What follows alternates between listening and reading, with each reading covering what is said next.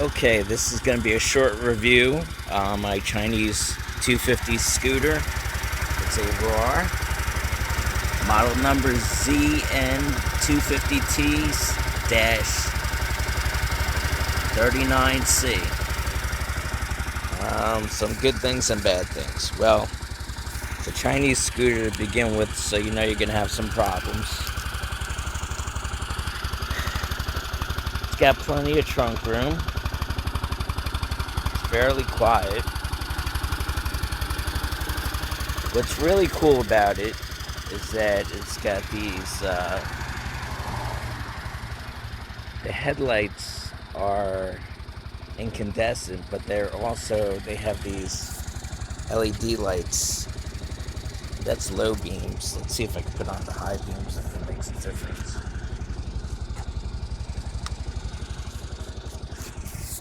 Yeah, so they're pretty bright. Another cool feature about this one is the instrumentation. Now, my chief complaint is it's running very hot, but as you can see, the instrumentation is pretty awesome considering it's a cheap Chinese bike. It can probably do about 75 miles an hour. I haven't gone that fast. I'm still breaking it in. But let me show you some cool features here. Alright, so I'm going to turn it off. And as I turn it off, you'll notice I can pop the trunk with turning the key to the left here. See where my fingers are without pushing it in. Just turn it to the left and it pops right up. And there's room for a full-size helmet, not in this direction, but if I open it up all the way, it's pretty cavernous. And I could easily put my helmet in here, full-size helmet, and maybe a little bag of groceries.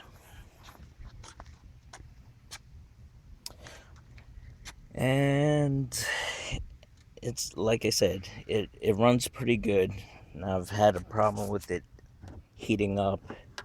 I notice if I go over 40 miles an hour, it will definitely tend to overheat. What else can I say? It was missing a few screws when I first got it, but it's kind of cool in the respect that it has FM radio. Let's see if it's on here. I can get like maybe one song on it. So, and that's just with the LED lights on.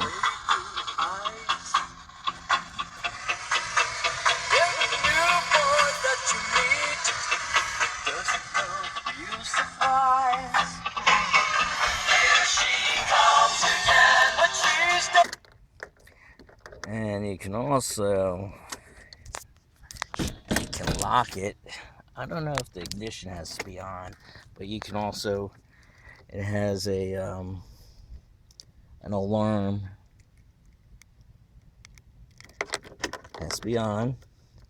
Lock it.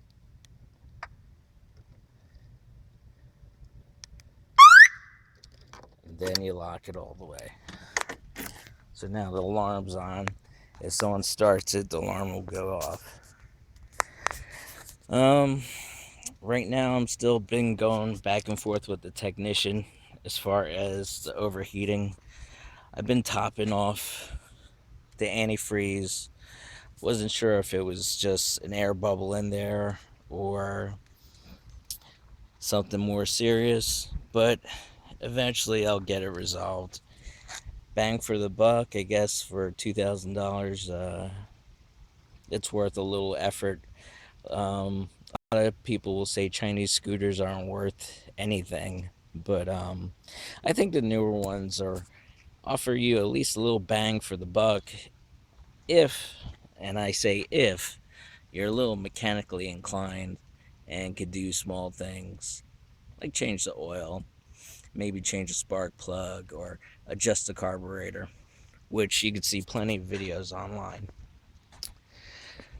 So once again, this is my Roar and 250 cc's, about 16 horsepower, and yes, it can go about 75 miles an hour. And the red line on this sucker is actually around 10 grand. So, go figure.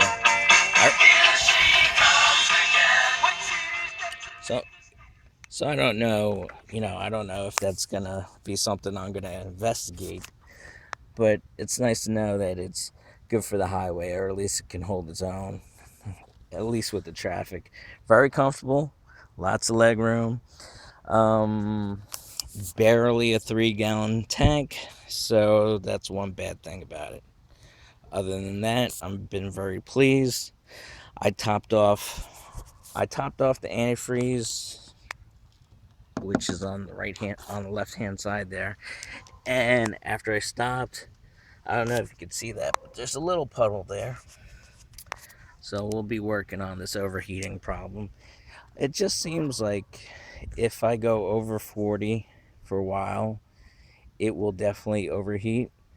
But then you lay off the throttle, stay around 40 or less, and it cools right down. Sometimes it oscillates, it'll go all the way to hot, and then you can definitely hear the fan kick on, and it'll cool down. So anyway, that's my first full review of this Chinese 250cc scooter. And yes, it's a 2014. All right, good luck out there. I hope this helps.